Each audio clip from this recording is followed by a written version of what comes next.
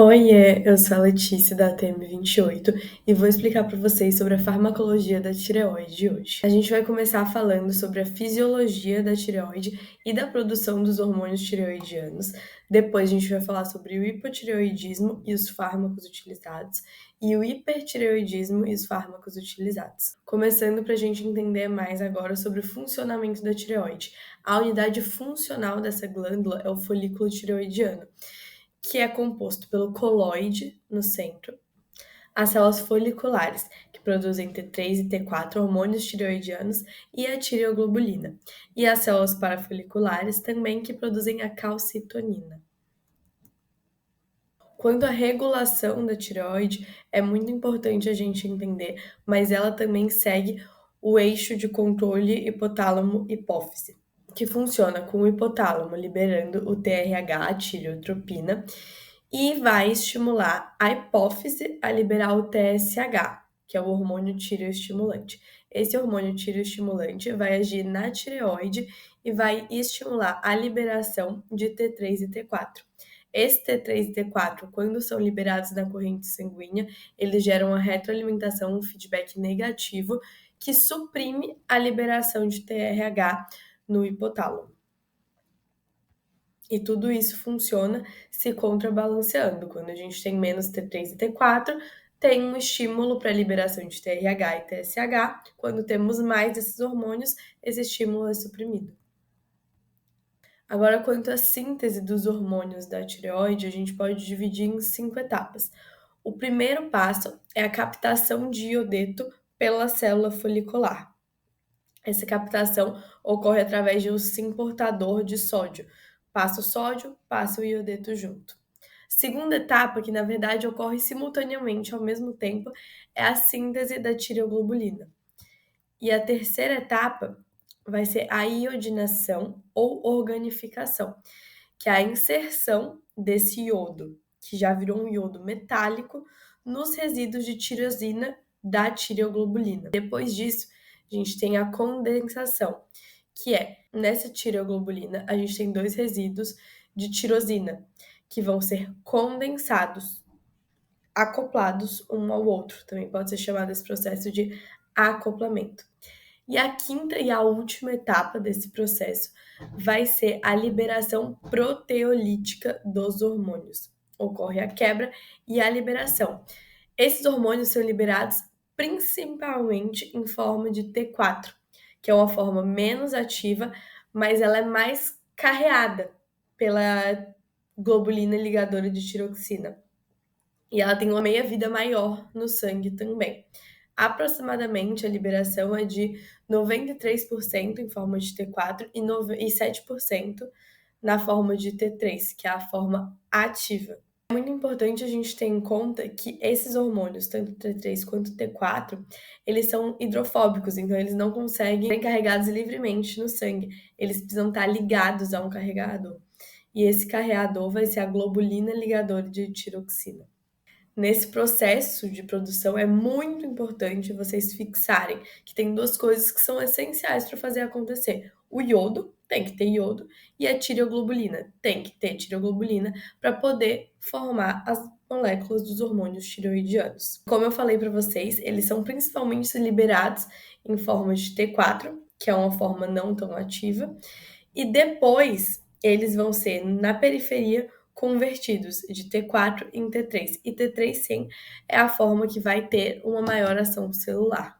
Entender essa fisiologia da produção e da regulação dos hormônios da tireoide é essencial para entender as patologias, tanto o hipo quanto o hiper, e a ação dos fármacos nessas patologias também.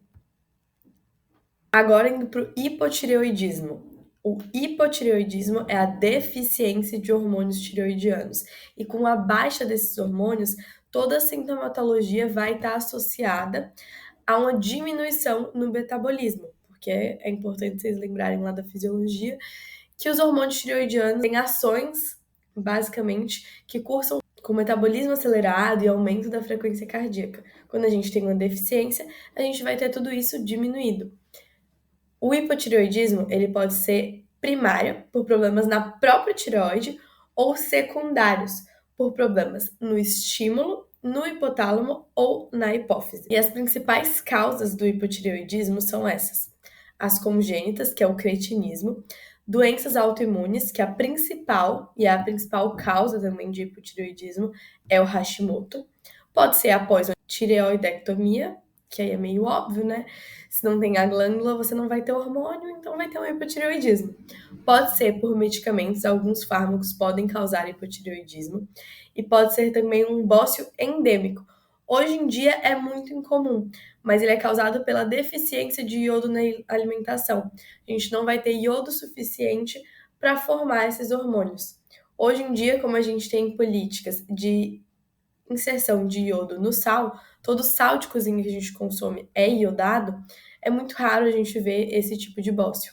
É importante das causas entender principalmente a tireoidite de Hashimoto, que é a principal causa, é uma causa autoimune, ou seja, a gente vai ter autoanticorpos que vão atacar a nossa glândula. Ela é bem mais comum em mulheres. A fisiopatologia dela se dá pela presença da antitirioperoxidase. A tirioperoxidase é a enzima responsável tanto por transformar o iodeto em iodo metálico, quanto pelo acoplamento dos resíduos de tirosina um ao outro. Ou seja, é uma enzima essencial para a produção dos hormônios tireoidianos. Se a gente tem essa enzima inibida, a gente não vai conseguir produzir esses hormônios. E aí, se a gente não produz esses hormônios, a gente vai ter uma baixa no T3 e no T4. E por toda a regulação dos hormônios da tireoide, por um feedback negativo, se a gente tem uma baixa em T3 e T4, nosso corpo vai aumentar TSH e TRH para tentar estimular mais essa produção.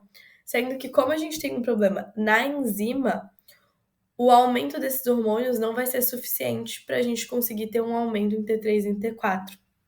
É uma tentativa do corpo de compensar. A gente mede esses parâmetros por exames de sangue para avaliar o curso da doença. E agora, como que é o tratamento do hipotireoidismo? Vai ser basicamente pela reposição dos hormônios tireoidianos. Se o problema é falta desses hormônios, a gente vai suplementar inserindo esses hormônios, administrando esses hormônios para o paciente. Principalmente T4, que é aquela forma que é menos ativa, mas menor carreada, que tem uma meia-vida maior no sangue, mas também em alguns casos T3. T4, que é a levotiroxina, é a forma que a gente usa de reposição hormonal.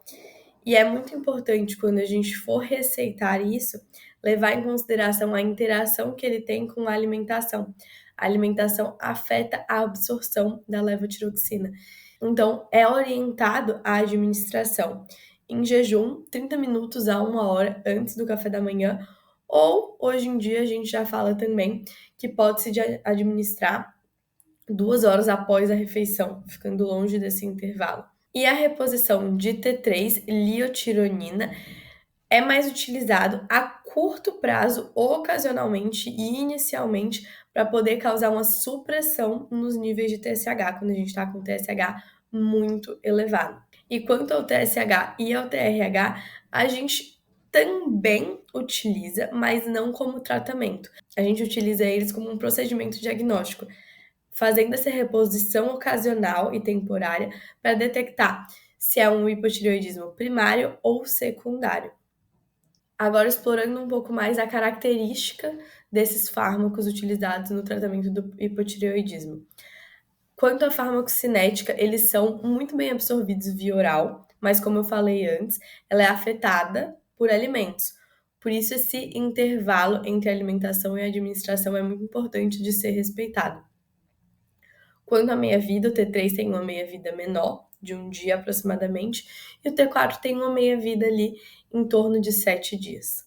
Quanto à metabolização e à eliminação, eles são metabolizados via hepática e eles são eliminados via biliar. E por causa dessa eliminação biliar, é muito importante a gente levar em consideração que alguns fármacos que a gente usa para diminuir o colesterol pode reduzir a reabsorção desses hormônios tireoidianos e diminuir o efeito deles. Porque se é um fármaco que inibe a reabsorção de sais biliares utilizados no controle do colesterol, Diminuindo a reabsorção desses sais biliares, a gente vai estar diminuindo também a reabsorção de hormônios tireoidianos, vai estar incentivando maior excreção. Ou seja, eles vão ficar menos tempo disponíveis ali no sangue e vão ter uma meia-vida e uma ação menor. E na prática e no manejo clínico do hipotireoidismo, é importante a gente levar em consideração as características individuais de cada paciente, as condições deles, os outros fármacos que eles também tomam, para a gente poder ajustar a dose. É muito importante a gente saber que esses fármacos possuem uma faixa terapêutica estreita, quando aquele fármaco tem uma dose terapêutica muito próxima da dose tóxica. Então, tem que titular essa dose com muito cuidado para a gente não ter efeitos tóxicos, mas ser uma dose suficiente para ter efeitos terapêuticos.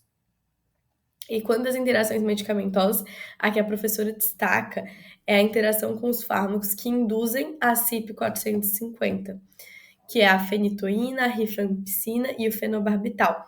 Porque como eles aceleram esse metabolismo induzindo a CYP450, eles vão induzir a metabolização dos hormônios tireoidianos e podem acabar diminuindo a sua ação. Entendido o tratamento do hipotireoidismo, a gente vai para o tratamento do hipertireoidismo e vai entender melhor como funciona essa condição.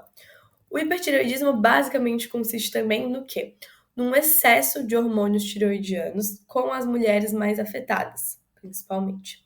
E se a gente tem um excesso de hormônios tireoidianos, lembrando mais uma vez da ação deles, a gente vai ter sintomas relacionados a um aumento no metabolismo.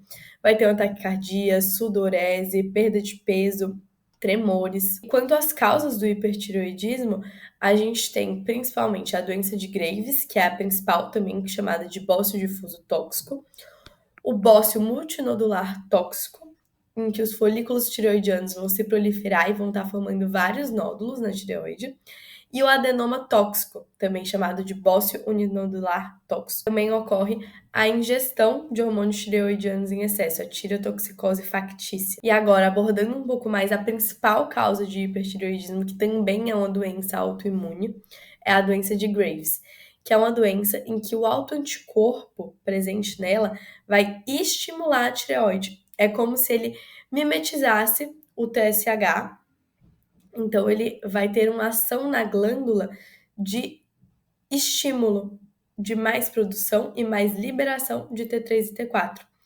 E aí, quando a gente fizer os exames de sangue desse paciente, a gente vai ver um T3 e um T4 elevados, porque estão sendo estimulados, mais um TSH e um TRH reduzidos, pelo feedback negativo de se já tem muito hormônio tireoidiano na circulação, ele vai suprimir o TRH, porque eu não preciso mais estimular essa glândula. Além disso, a gente também pode fazer a pesquisa desses autoanticorpos. Falando agora do tratamento do hipertireoidismo, ele consiste basicamente em 3 pilares.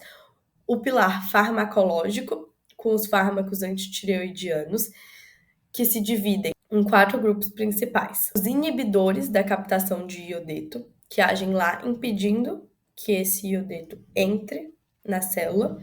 Os inibidores da organificação e da liberação dos hormônios tireoidianos, que agem inibindo a organificação via tireoide peroxidase, ou inibindo a liberação proteolítica desses hormônios tireoidianos na corrente sanguínea. Tem também os inibidores do metabolismo periférico dos hormônios tireoidianos e alguns outros fármacos que afetam a homeostasia desses hormônios tireoidianos. Além disso, a tireoidectomia cirúrgica também é um procedimento de escolha, principalmente em casos refratários à medicação, casos associados a carcinomas, e a destruição tecidual com iodo radioativo, que causa a degeneração das células foliculares. Começando pelos inibidores da captação de iodeto, eles agem impedindo a entrada do iodeto na célula. Como?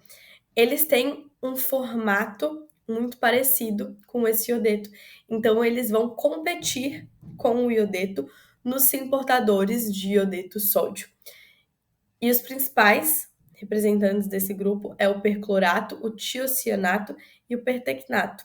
Na prática clínica, eles são usados principalmente em hipertireoidismo induzido por amiodarona. E é importante a gente lembrar desses fármacos que, a longo prazo, eles podem causar uma anemia aplásica. É um principal efeito adverso deles que vocês precisam lembrar. Indo agora para os principais utilizados, que são as tionamidas, que agem inibindo a organificação dos hormônios tireoidianos via tireoide peroxidase. Elas agem inibindo essa enzima, a tireoide peroxidase. Com isso, não vai ter nem a organificação e nem o acoplamento. Ou seja, vai impedir a formação desses hormônios tireoidianos. Sendo que, como elas não agem impedindo a liberação, esse efeito inicial vai demorar um pouco para aparecer, porque a gente já tem uma certa quantidade de hormônios tireoidianos formados que vão ser utilizados. E os principais representantes utilizados desse grupo é o propiltiuracil, que tem que ser administrado a cada 6, 8 horas, e o metimazol, que tem que ser administrado uma vez ao dia. O principal uso clínico desses fármacos é na doença de Graves e na hiperfunção tireoidiana. E uma coisa que vocês têm que saber desses fármacos, vai cair na prova, é muito importante também para a prática clínica, é metimazol é teratogênico, ou seja, você não vai dar para grávida. Grávidas em tratamento de grávidas ou lactantes em tratamento de hipertireoidismo devem sempre usar o propiltiuracil. Sempre, sempre, sempre. Porque o metimazol atravessa a barreira placentária e pode ter efeitos teratogênicos. E quando os efeitos adversos, os principais para destacar são as erupções cutâneas e a granulocitose, que é rara, mas é assim, fatal e muito importante. Próximo fármaco utilizado no tratamento do hipertireoidismo são os iodetos. Hoje em dia, eles estão basicamente em desuso desde a década de 40, mas é importante a gente entender o mecanismo de ação deles, que eles agem em altos níveis, inibindo tanto a organificação e o acoplamento, que é a ligação do iodo nas tirosinas, e a ligação entre as tirosinas, o acoplamento delas. E agem também impedindo a liberação proteolítica desses hormônios tireoidianos. A utilização que ele tem hoje em dia é no pré-operatório de uma tireoidectomia. A gente usa eles porque eles têm um efeito que reduz tanto o tamanho quanto a vascularização da glândula. E aí a gente administra durante o pré-operatório. Indo agora para o iodo radioativo, ele é utilizado porque ele age destruindo o parênquima tireoidiano. Ele causa a destruição das células foliculares. A administração dele é oral, ele é rapidamente absorvido, rapidamente ele vai ser também armazenado nos folículos e vai desencadear o seu efeito. Tem as vantagens de ter uma fácil administração, um baixo custo e uma eficácia. Mas o problema dele é o risco de desenvolver um hipotireoidismo depois dessa destruição do parênquima tireoidiano. E é muito importante também lembrar que a gente não pode usar nem na gravidez, nem na lactação. Não é uma alternativa para pacientes nessas situações.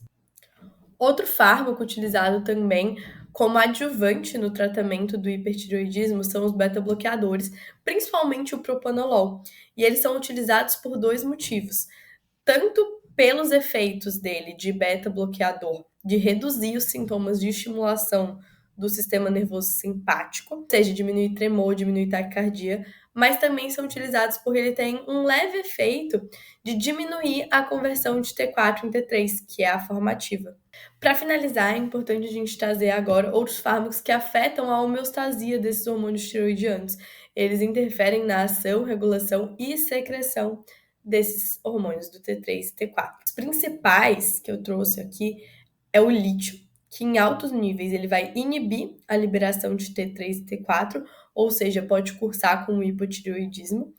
A amiodarona, que pode ter um efeito tanto de hipo quanto de hipertireoidismo, e ela basicamente tem uma composição muito parecida com esses hormônios tireoidianos.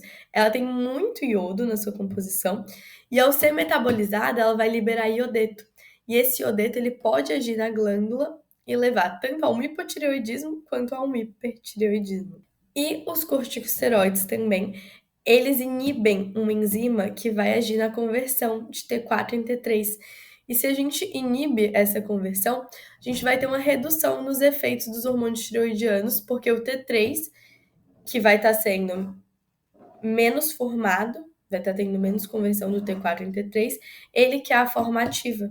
E aí, por isso, a gente vai acabar tendo menos efeito. Finalizamos nosso assunto de farmacologia da tireoide. Tentei ser o mais breve e sucinta possível, focando naquilo que vocês precisam para entender, para conseguir fazer a prova naquilo que cai. Vou enviar também flashcards do Anki e uma lista de exercício. Qualquer dúvida que vocês tiverem, podem me mandar mensagem no WhatsApp que eu vou ajudar vocês. As questões da prova desse assunto são bem tranquilas. Bons estudos e boa sorte!